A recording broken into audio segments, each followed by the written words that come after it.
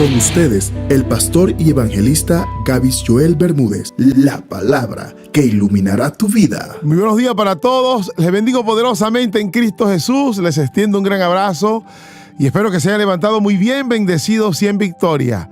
Les saluda a su pastor y evangelista Gavis Joel Bermúdez y agradezco a Dios por la oportunidad que me da nuevamente de poder dirigirme a ustedes y ser un instrumento para poder comunicar sus palabras, sus bendiciones, esa palabra que representa para nosotros como una lámpara, porque ella es luz, porque tal como dijo el salmista, es tan necesaria para mí, para no tropezar.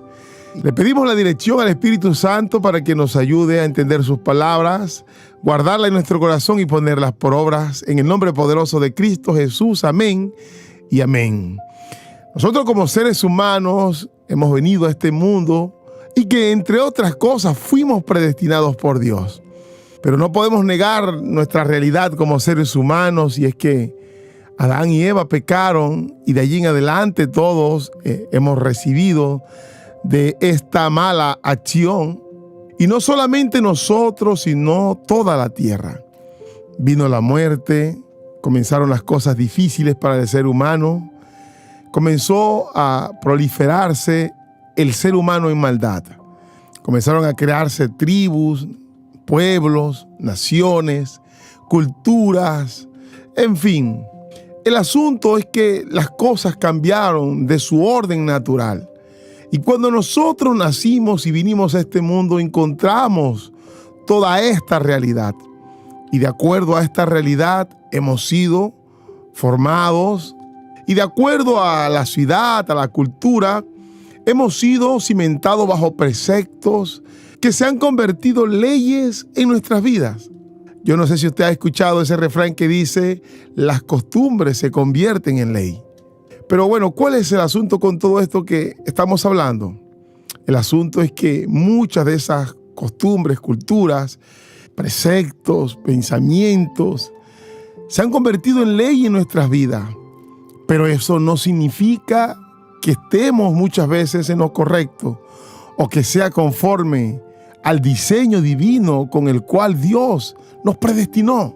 Muchos de esos preceptos, pensamientos, culturas se fueron formando a través de la condición del hombre de pecado.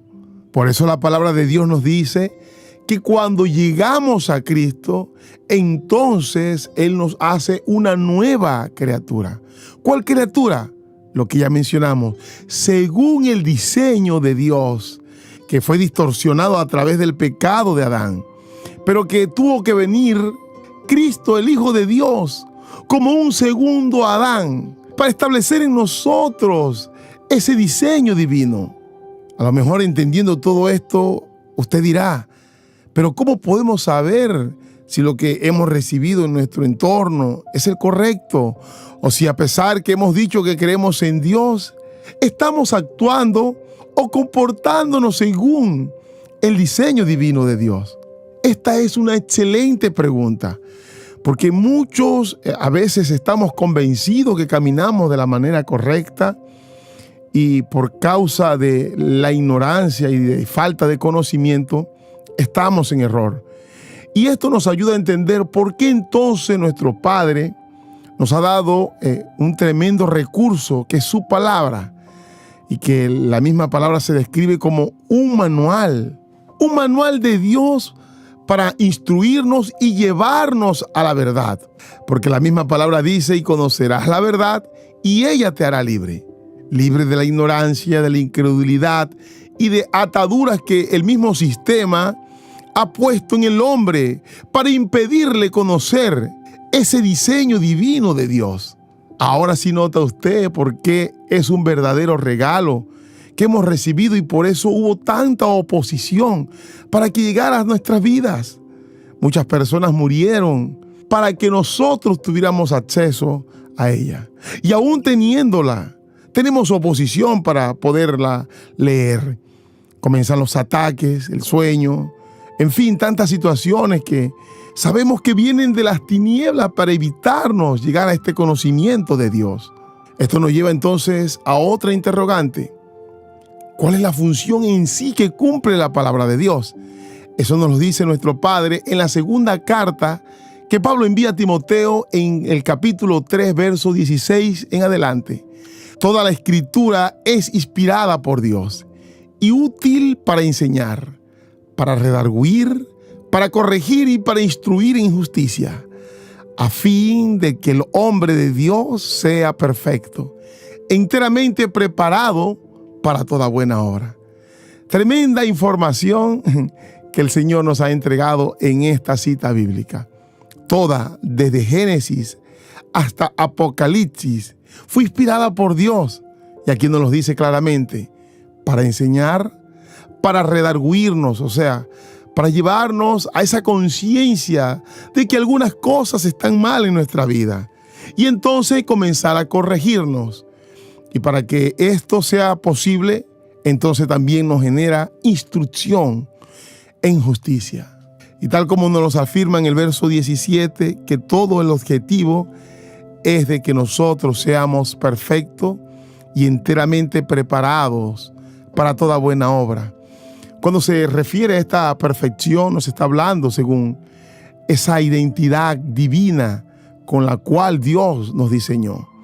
No perfecto según el criterio del hombre, sino conforme al orden establecido por Dios. Y luego el mismo apóstol Pablo nos complementa esta frase que dijo a Timoteo en la carta a los Efesios capítulo 4, verso 13.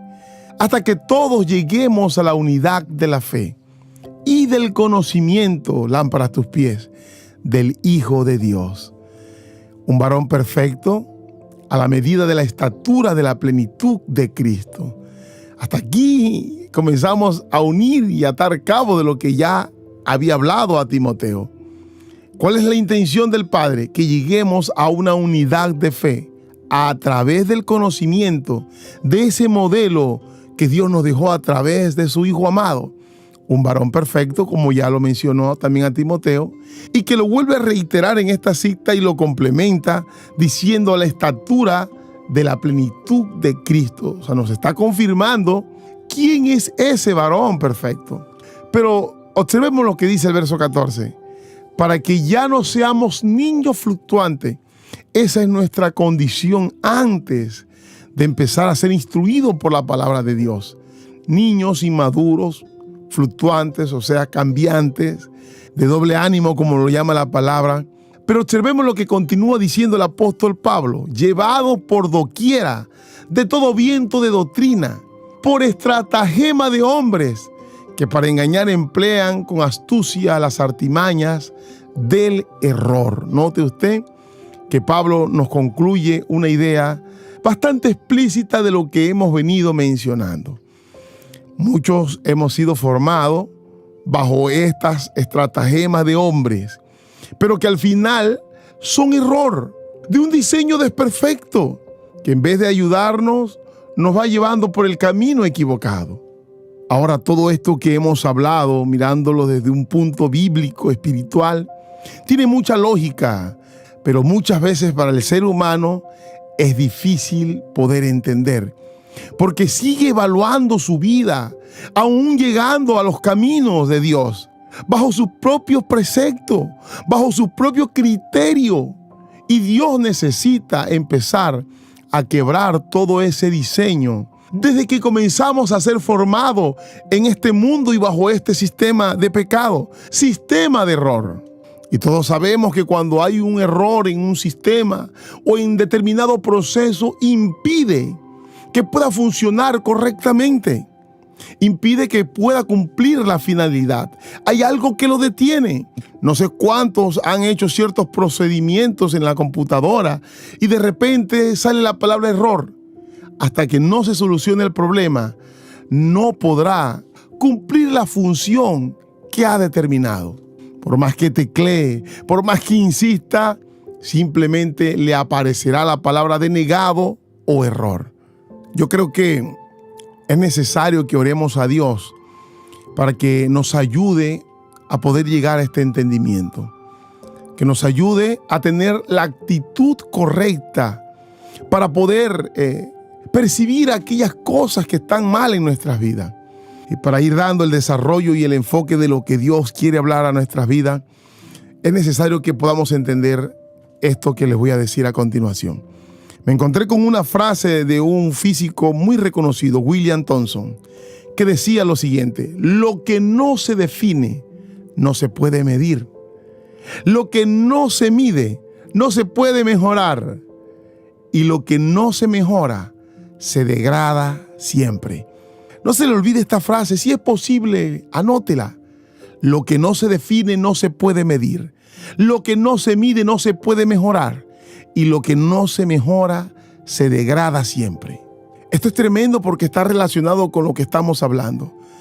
Necesitamos definir nuestra situación para medirlo. Y luego de medirlo, pues mejorarlo. Saber en qué lugar nos encontramos. Y tener la capacidad y la convicción de que tenemos que avanzar. Y que seguramente va a doler y que seguramente costará, pero es necesario. Porque la mejor manera de poder salir de ese estanque que muchas veces tenemos es siendo confrontado. Y muchas veces cuando somos confrontados no nos gusta, nos duele, nos hiere, porque toca esa tecla delicada de nuestro ser, de nuestra alma, nuestro orgullo, nuestro ser, nuestros sentimientos. Por eso esta frase que ya hemos mencionado la complementamos con esta siguiente: lo que te confronta te cambia. Ahora, ¿cuál es la intención de todo este mensaje? Quiero compartir con ustedes algo que Dios ha venido enseñando en mi propia vida. Y es que tenemos que empezar a disponer de una estrategia preventiva dentro de nuestro propio ser, a ánimo de organizar, a ánimo de poder avanzar. Ahora, la mejor estrategia o la pieza clave es saber dónde estamos y qué debemos mejorar. Y para ellos, la primera estrategia que comparto con ustedes es el autoanálisis. Tómese un tiempo para autoanalizarse. ¿Qué ha hecho que lo ha llevado al lugar donde se encuentra? Analizar si el lugar donde se encuentra es el mejor. Y si no es el mejor, entonces, ¿qué tengo que cambiar para que en un tiempo futuro las cosas sean diferentes? ¿Nota usted? Ya no podemos regresar el tiempo para mejorar lo que hoy está sucediendo. Pero si analizamos nuestras actitudes del pasado, lo que estamos viviendo, podemos tomar ciertas decisiones y tener ciertos cambios para tener un futuro promisorio. Ahora, todo este primer proceso es con la intención de poder desarrollarnos y llegar a una madurez en muchos aspectos de nuestras vidas. Obviamente todo esto viene por lo que hemos hablado en primera instancia, por una instrucción de la palabra, luego autoanalizarnos según las instrucciones que hemos recibido por nuestro manual. Pero entonces esto nos lleva a una segunda estrategia y es recibir ayuda del Espíritu Santo. Porque el Señor Jesucristo nos dijo que era necesario que el Espíritu Santo llegara hacia nosotros, porque Él nos instruiría como el gran maestro. Otra forma también, sin dejar de desconocer, es la ayuda profesional, porque de esta manera seremos guiados, orientados en todo este camino de las cosas que tenemos que cambiar. Esta estrategia, tanto espiritual como profesional, serán un segundo punto de vista, que nos darán un informe a través de ciertas herramientas de evaluación, como tal lo hemos mencionado. Y esto nos va a ayudar a permitir comparar nuestro criterio y darnos cuenta de nuestro error. Y es necesario que entendamos nuestra imperfección como seres humanos, porque es allí donde está el verdadero problema, que muchas personas no alcanzan a reconocer esta naturaleza, no alcanzan a reconocer que necesitan de la ayuda. Ahora, con estas dos estrategias que hemos presentado, solamente con estas dos, son suficientes para que nos arrojen un diagnóstico detallado. Tanto el Espíritu Santo como una ayuda profesional servirán como ese gran instrumento para medir en qué lugar nos encontramos. Entonces, bajo toda esta observación, comenzamos a ser orientados. Y todo esto es importante para nuestra toma de decisiones, que son obviamente importantes para no tener luego consecuencias negativas. Quiero terminar sustentando todo esto como siempre con la palabra de Dios, y por eso quiero que me acompañe a Gálatas 6:4 en adelante. Cada cual examine su propia conducta, y si tiene algo de qué presumir, que no se compare con nadie, que cada uno cargue con su propia responsabilidad. Dios nos está invitando, como hablamos en el primer punto, a que hagamos un autoanálisis. Eso nos corresponde a cada uno, como lo dice Pablo a los Gálatas. Y luego el mismo Pablo en la primera carta a los Corintios, en el capítulo 3, verso 8, dice: el que planta y el que riega son una misma cosa, aunque cada uno recibirá su recompensa conforme a su labor. Nos está diciendo que cuando la persona que planta y que riega, de acuerdo a su dedicación y el cuidado, recibirá de la cosecha. Porque esto mismo lo confirma ahí en esa misma carta a los Corintios, pero capítulo 11, 28. Por tanto, examínense cada uno a sí mismo, y entonces coman del pan y beban de la copa.